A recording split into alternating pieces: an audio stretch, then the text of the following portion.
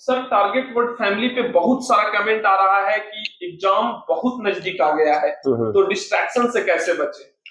अच्छा, सबसे पहले तो टारगेट बोर्ड पर हमारे सभी प्यारे बच्चों का बहुत बहुत वेलकम कि आप लोग टारगेट बोर्ड फैमिली पे आते हैं और वीडियो देखते हैं और वीडियो आप लोगों को बहुत अच्छा लगता है। आप लोगों का जब प्यारा प्यारा कमेंट आता है तो सचमुच में मतलब दिल खुश हो जाता है कमेंट पढ़ के। तो बच्चों, अगर आपका ये सवाल है कि डिस्ट्रैक्शन से कैसे बचें, तो सबसे पहले तो यही कहेंगे कि डिस्ट्रैक्शन कई एक प्रकार का होता है। अब आप लोगों को किस प्रकार का डिस्ट्रैक्शन है वो तो आप ही जाने, लेकिन हम लगभग लगभग हर एक प्रकार के डिस्ट्रैक्शन के बारे में बता देते हैं।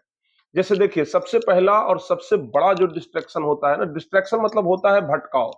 यानी कि आप किस चीज को लेकर के भटक रहे हैं। जैसे आप पढ़ने के लिए बैठते हैं, जैसे हमारे सामने अभी लैपटॉप खुला हुआ है, मान लिया जाए कि आप लैपटॉप पर बैठे हुए हैं या फिर सामने आपका मोबाइल है, मोबाइल इस तरीके से देख रहे हैं, लेकिन जैसे ही आपके मोबाइल के ऊपर कोई नोटिफिकेशन आएगा, आपका तुरंत वहां पर भटकाव हो जाएगा। तो सबसे बड़ा चीज होता है कि भटकाव से कैसे बचें। जैसे अभी आप देखिए, अभी हम यहाँ पर लैपटॉप पे काम कर रहे थे, आप ही लोग के लिए ना अभी क्वेश्चन तैयार कर रहे थे। तो जब हम क्वेश्चन तैयार कर रहे हैं तो हमारा जो भी मोबाइल है, हम इसको साइलेंट कर दिए हैं या तो फिर इसको डू नॉट डिस्टर्ब मोड में हम डाल दिए हैं, ताकि जब हम काम करें तो हमारा भटकाव ना हो। तो बाबू, जब भी आप पढ़ाई शुरू करते हैं मोबाइल पे, चूंकि ऑनलाइन पढ़ाई करेंगे तो मोबाइल पे करेंगे या तो लैपटॉप पे करेंगे, तो वहां पर आप क्या करिए कि सबसे पहले मोबाइल को डू नॉट डिस्टर्ब मोड में रख दीजिए, या तो फिर अगर वाईफाई से चला रहे हैं तो फ्लाइट मोड आप ऑन कर दीजिए, जिससे कि न किसी का कॉल आए, न मैसेज आए, न नोटिफिकेशन आए। वहां से क्या होगा कि भटकाव नहीं होगा। नहीं तो मोबाइल से बहुत ज्यादा भटकाव होता है। अगर आप इसको सही तरीके से यूज करेंगे तो फायदा होगा, गलत तरीके से यूज करेंगे तो बहुत ज्यादा नुकसान भी होगा। तो बच्चों का सबसे ज्यादा जो आजकल भटकाव हो रहा है वो मोबाइल से ही हो रहा है। तो एग्जाम नजदीक आ रहा है, ऐसे में आप लोग डिस्ट्रैक्शन से बचिए, भटकाव से बचिए। सर एक लड़का का कमेंट था कि सुबह में अलार्म लगाते हैं तो डेली नींद नहीं खुलता है। जैसे वो सोचता है कि कल होकर पढ़ेंगे, कल होकर पढ़ेंगे, कल, और उसका कल आ ही नहीं रहा है। देखिए, बात ऐसा है ना कि कारण होना चाहिए। अगर एक सटीक कारण है और अगर आपके अंदर प्रेशर है, तो फिर अलार्म का भी जरूरत नहीं पड़ता है और लोग सुबह में उठ जाते हैं। लेकिन सबसे बड़ी बात है कि अगर आप एजुकेशन को या फिर कह सकते हैं एग्जाम को, पढ़ाई को अगर एक बड़ा कारण मानते हैं ना, तो फिर आपका नींद खुलेगा। लेकिन अगर अलार्म से भी आपका नींद नहीं खुल रहा है, इसका मतलब आप पढ़ाई को ये समझ रहे हैं कि ये अभी ज्यादा जरूरी नहीं है। नहीं तो अगर जो जरूरी चीज होता है ना, उसके लिए दिमाग पहले से प्रिपेयर होता है, उठाना नहीं पड़ता है, खुद से दिमाग जाग जाता है। तो अगर अभी तक आप अलार्म के वजह से भी नहीं जाग पा रहे हैं, मतलब आप तैयार नहीं हैं और आप चीजों को लेकर के उतना ज्यादा सीरियस नहीं है। तो पहले सीरियस होइए। अगर दिमाग में प्रेशर रहेगा कि हमारा एग्जाम है, तो नींद अपने आप खुलेगा।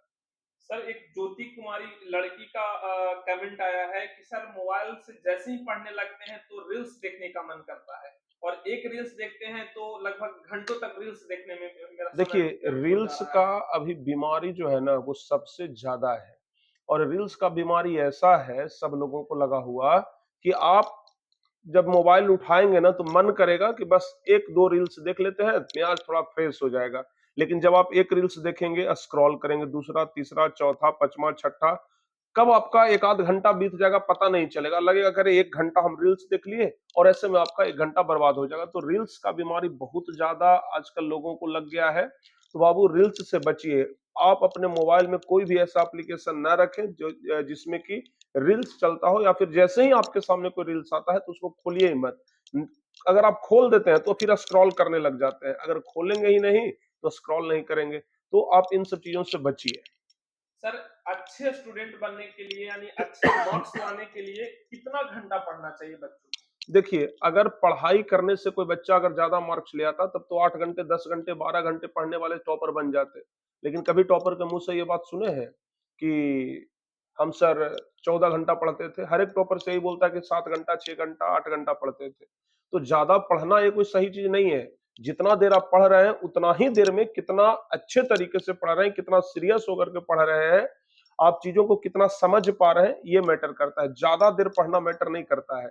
अगर ज्यादा देर पढ़ना मैटर करता ना तो 18 घंटे पढ़ने वाले हर एक साल टॉपर बन जाते, लेकिन ऐसा नहीं होता है। सर एक स्टूडेंट का कमेंट है कि पढ़ने का सबसे बेहतर समय है रात सर या सुबह? हम्म। कौन सा मतलब कौन सा टाइम सबसे बेहतर है पढ़ने देखिए, का? हम तो ऐसा मानते हैं ना कि ठीक है, मतलब बहुत समय पहले से लोग कहते आ रहे हैं कि सुबह में उठ करके पढ़ना चाहिए, रात को पढ़ना चाहिए। लेकिन हमारा ऐसा मानना है कि जब आपका पढ़ने का मन करे तब पढ़िए। जब आपका पढ़ने का मन करे ना, आप एकदम स्टार्ट हो जाइए। क्योंकि आप देखते हैं कि खेलने का कोई समय नहीं होता है। आपका जब मन करता है खेलने के लिए तो खेलने चल जाते हैं, जब मन करता है दोस्त के साथ घूमने के लिए तो घूमने चल जाते हैं। तो उस समय तो आप मन से नहीं चलते हैं, टाइम से नहीं चलते हैं। लेकिन पढ़ने के लिए टाइम क्यों फिक्स किए हुए हैं कि हम सुबह में ही पढ़ेंगे, शाम को ही पढ़ेंगे? भाई दिमाग जब हमारा तैयार हो उस समय पढ़ने के लिए बैठ जाइए, आपको बेहतर समझ में आएगा। सर एक लड़का मैसेज कमेंट किया है, हुँ, शायद वो पिछला वीडियो जो देखा था आपका, जो आप 12:30 बजे रात में बच्चों के लिए नोट्स बना रहे थे, हुँ, हुँ, तो हुँ। वो कमेंट किया है कि सर आपके जैसा मेहनत करने के लिए हमको क्या करना पड़ेगा? देखिए बाबू, सबसे बड़ा चीज़ है ना, ज़िम्मेदारी होना चाहिए। हमारे ऊपर हज़ारों लाखों बच्चों का ज़िम्मेदारी है। और जब हम उस ज़िम्मेदारी के बारे में सोचते हैं ना, तो नींद अपने आप खुल जाता है, नींद लगता ही नहीं है। उसी प्रकार से जब आपके ऊपर ज़िम्मेदारी रहेगा पढ़ाई का, जब आपके ऊपर ज़िम्मेदारी रहेगा परीक्षा का, तो फिर आप भी रात-रात भर जगेंगे। लेकिन हम पहले ही तो इसलिए तो बता दिए ना कि एक कारण होना चाहिए। अगर कारण बढ़िया है, तो फिर आप हमसे भी ज़्यादा देर मेहनत करेंगे। लेकिन अगर कारण सटीक नहीं है, अगर आप लापरवाह हैं, तो फिर ऐसा नहीं होगा। इसलिए बोलते हैं ना कि एक कारण होना चाहिए, किसी भी चीज़ के लिए एक कारण होना चाहिए, कोई भी चीज़ करने के लिए कारण होना चाहिए। अगर आपके पास एक वैलिड रीज़न है, तो फिर आप चीज़ों को करेंगे और बहुत मन से करेंगे। लेकिन अगर किसी के दबाव में कर रहे हैं, तो फिर नहीं कर पाएँगे। तो इसलिए कहते हैं कि आप खुद को मोटिवेट रखिए और एक सटीक कारण बनाइए कि हाँ भाई, हमको परीक्षा में इतना नंबर लाना है और ये हमारा एकदम चुनौती है, मतलब उसको करके दिखाना है। तो फिर आप देखिए किस तरीके से आप मेहनत करते हैं, रात-रात भर जग करके आप मेहनत करेंगे। लेकिन उसके लिए पहले आप दृढ़ संकल्पित होइए। जैसे हम ना जब नोट्स बनाने के लिए बैठते हैं तो एकदम प्रण ठान लेते हैं कि आज इसको कंप्लीट कर लेना है, आज इसको कंप्लीट कर लेना है। लेकिन अगर वो नहीं कंप्लीट होता है तो मन में बेचैनी रहता है कि भाई आज हम बोल दिए बच्चा को कंप्लीट कर देंगे, अगर आज नहीं हुआ तो कल फिर हमें जवाब देना पड़ेगा। तो फिर ये एक कारण हो गया। उसी प्रकार से आपके पास भी एक वैलिड कारण होना चाहिए बच्चों। तो मेरे सभी भाई एवं बहनों को मोटिवेट करने के लिए सर बहुत-बहुत धन्यवाद। बहुत-बहुत धन्यवाद बच्चों, आप सभी लोगों को भी, और मन लगा करके आप लोग पढ़ाई करते रहिए। दीपावली का त्योहार आ रहा है, छठ पूजा का त्योहार आ रहा है, तो छठी मैया और लक्ष्मी माता दोनों की कृपा आप लोगों पर सदैव बनी रहे। आप लोग एकदम मन से पढ़ाई करिए और हम तो बस यही दुआ करेंगे कि माँ सरस्वती का भी कृपा एकदम अपरंपार आप पर बरसते रहे। तो चलिए जी, जय माता दी, जय सरस्वती माता, जय छठी मैया।